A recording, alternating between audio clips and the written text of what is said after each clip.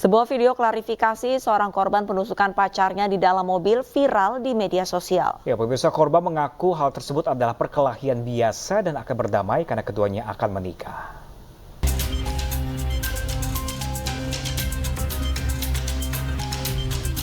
Sebuah foto viral di media sosial lantaran aksi penganiayaan seorang pacar yang tega menusuk kekasihnya sendiri sebanyak 16 kali di Asahan, Sumatera Utara. Aksi penganiayaan ini terjadi di dalam sebuah mobil di Jalan Nusa Indah, Kisaran, Asahan. Atas perbuatan penganiayaan ini, sang kekasih berinisial FB berusia 20 tahun langsung diamankan polisi. Namun selang beberapa hari kemudian, korban bernama Eka mengeluarkan video klarifikasi. Mengenai luka 16 tusukan itu, sebenarnya itu bukan 16 tusukan yang benar ditusuk. Segitu banyaknya, kalau memang segitu banyaknya saya ditusuk, saya udah nggak ada, teman-teman. Dan beberapa hari ini juga semenjak kasus kejadian tersebut, saya pun di rumah pihak keluarga si Vika, ya. Karena kami sudah berdamai dan sebenarnya kami emang udah menjalani hubungan yang serius, ingin menikah. Jadi tinggal menunggu proses jalur hukumnya aja untuk membebaskan dia. Video klarifikasi korban viral di media sosial. Pasalnya korban mengaku telah mencabut laporan dan berharap pacarnya dibebaskan dari penjara untuk melangsungkan pernikahan mereka. Dari Asahan, Sumatera Utara, Ulil Amri, iNews melaporkan.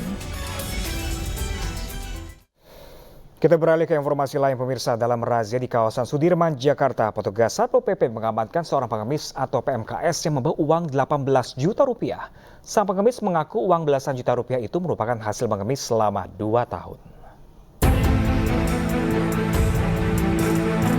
Saat melakukan razia penyandang masalah kesejahteraan sosial atau PMKS di kawasan Jalan Sudirman, petugas Satpol PP Kecamatan Kebayoran Baru, Jakarta Selatan mengamankan seorang pengemis berusia 72 tahun. Diamankannya pengemis yang bernama Yasin sempat viral di media sosial karena setelah diperiksa, Yasin ternyata membawa uang tunai sebesar 18 juta rupiah. Dari hasil pemeriksaan, uang belasan juta milik Yasin merupakan hasil dari mengemis selama 2 tahun terakhir. Membawa uang, tapi karena pada saat itu juga dilaksanakan pemindahan PMKS itu ke panti sosial, dan pada saat di panti sosial diperiksalah barang-barang yang dibawa oleh yang bersangkutan, dan ternyata yang bersangkutan membawa uang kurang lebih sekitar 18 juta, dan uang itu memang diperoleh selama yang bersangkutan menjadi PMKS. Petugas Satpol PP kemudian menyerahkan Yasin ke panti sosial dan rencananya Yasin akan dipulangkan ke kampung halamannya di Bojonegoro, Jawa Timur. Dari Jakarta, Rizky Falufi, iNews melaporkan. Hakim Pengadilan Tipikor menolak eksepsi mantan Menteri Komunikasi dan Informatika Johnny Gerard Plate. Dengan demikian, sidang kasus korupsi proyek BTS tetap dilanjutkan mulai pekan depan. Saat dibacakan putusan sela hari ini, hakim menganggap pembelaan Johnny Plate tidak punya landasan hukum dan menilai tuntutan jaksa telah cermat dan lengkap. Hakim juga memerintahkan jaksa melanjutkan kasus ini ke tahap pembuktian dan menghadirkan saksi-saksi di persidangan. Sebelumnya, jaksa mendakwa Johnny Plate korupsi proyek pengadaan menara BTS 4G dengan tetap menyetujui penambahan jumlah lokasi tanpa melalui kajian. Jaksa juga menilai Plate tetap membayar pekerjaan 100% meskipun telah mengetahui jumlah tower yang selesai dibangun jauh dari jumlah yang direncanakan.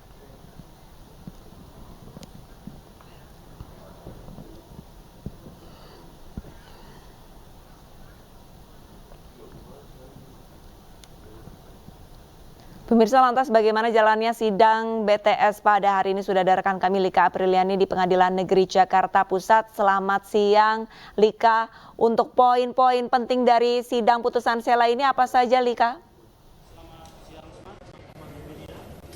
Ya baik Pram dan juga Arlisa, memang untuk sidang dari dugaan kasus korupsi BTS ini sudah selesai, yang mana ini kita dengarkan langsung penasihat hukum dari salah satu terdakwa, yaitu dari tenaga ahli Human Development Universitas Indonesia Yohan Surya.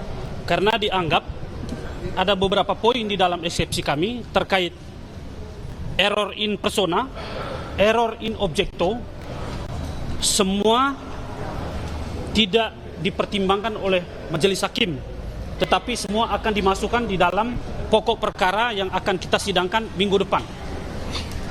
Poinnya yang kami sampaikan dalam eksepsi kami sama sekali tidak menjadi pertimbangan majelis hakim, sehingga satu kesimpulan kecil untuk kami bahwa kami diberikan kesempatan bagus nanti pada saat pembuktian di tanggal 25 akan kami buka atau kami beber terkait pokok-pokok perkara.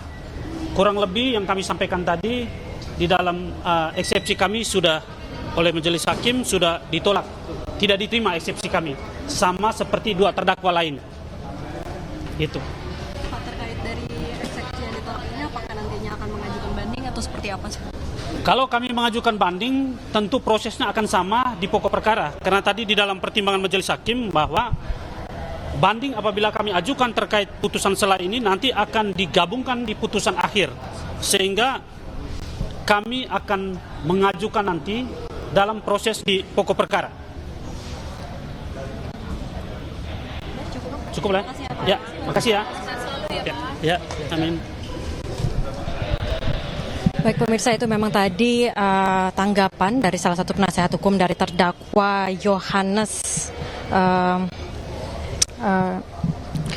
yang mana ini merupakan tenaga ahli dari Development Universitas Indonesia yang menyampaikan kekecewaannya dikarenakan eksepsi ditolak maksud kami oleh majelis hakim. Memang ketiga terdakwa ini eksepsinya ditolak dan nantinya akan dilanjutkan persidangan untuk menghadirkan saksi dan juga mengumpulkan sejumlah barang bukti ini pada tanggal 25 Juli yaitu pada hari Selasa depan, yang mana memang tadi Kika mengingat poin-poin dari apa saja yang ditolak di nota keberatan ataupun di putusan sela yang yaitu menanggapi dari nota keberatan ataupun eksepsi dari penasehat terdakwa. Nah, kalau untuk Johnny Plate sendiri memang dari nota keberatan yang ditemukan salah satunya adalah keberatan jika terdakwa Johnny Plate ini memiliki niat koruptif dan melaksanakan pengadaan proyek, ini yang mana majelis hakim menanggapi bahwa akan melihat secara fakta hukum yang dibuktikan karena masuk materi pokok perkara sehingga eksepsi ditolak.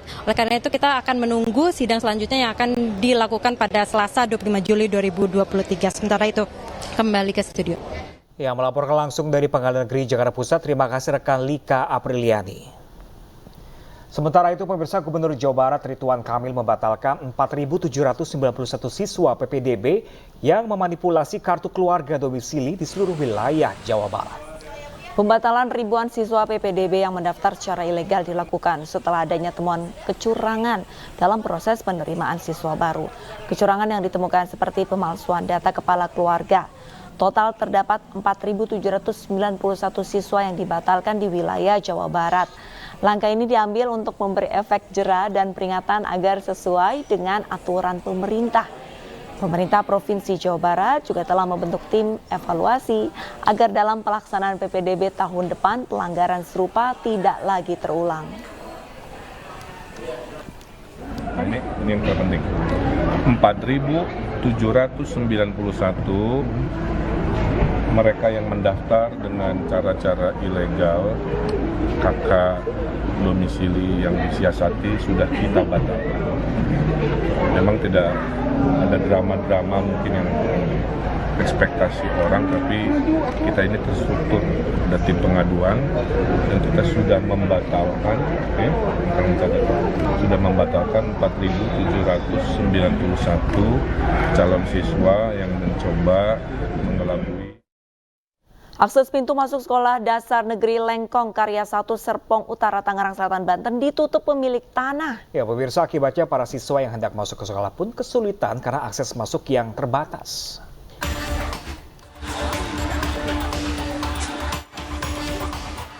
Orang tua siswa resah karena akses masuk menuju SD Negeri Lengkong Karya 1 Serpong Tangerang Selatan Banten tertutup tembok beton. Tembok akses menuju area sekolah ini ditutup pemilik lahan karena pemerintah belum membayarkan ganti rugi pembebasan tanah. Akibatnya area sekolah dikelilingi tembok beton dengan panjang sekitar 20 meter dan tingginya mencapai 2 meter. Tembok ini membuat para siswa sulit keluar masuk sekolah. Bahkan menurut orang tua murid, tembok beton ini telah berdiri hampir sepekan lamanya. Apa? Ya kalau saya sih terganggu, kayaknya apa sih namanya, terus aja gitu, takutnya sampai ini ditutup lah gimana gitu. Nah, ibu pengennya ini tembok dibongkar atau gimana? Ya harapannya sih dibongkar seperti semula lah gitu, sekolah seperti semula. Pemkot Tangerang Selatan juga sudah berkomunikasi dengan pemilik tanah dan menyepakati berapa nilai ganti rugi pembebasan tanah tersebut. Akhirnya disepakati lahan yang akan dibeli seluas maksimal 80 meter untuk akses jalan, dan ya ke tanah yang bersangkutan juga tetap menggunakan akses jalan itu. Jadi tembok itu hanya karena yang nggak sabar atau mungkin informasi dari dinas teknis kurang disampaikan secara informatif kepada pemilik lahan, jadi akhirnya kita. Benyamin menambahkan, bila dalam waktu dekat tembok beton tersebut akan dibongkar agar aktivitas belajar mengajar siswa tidak terganggu lagi.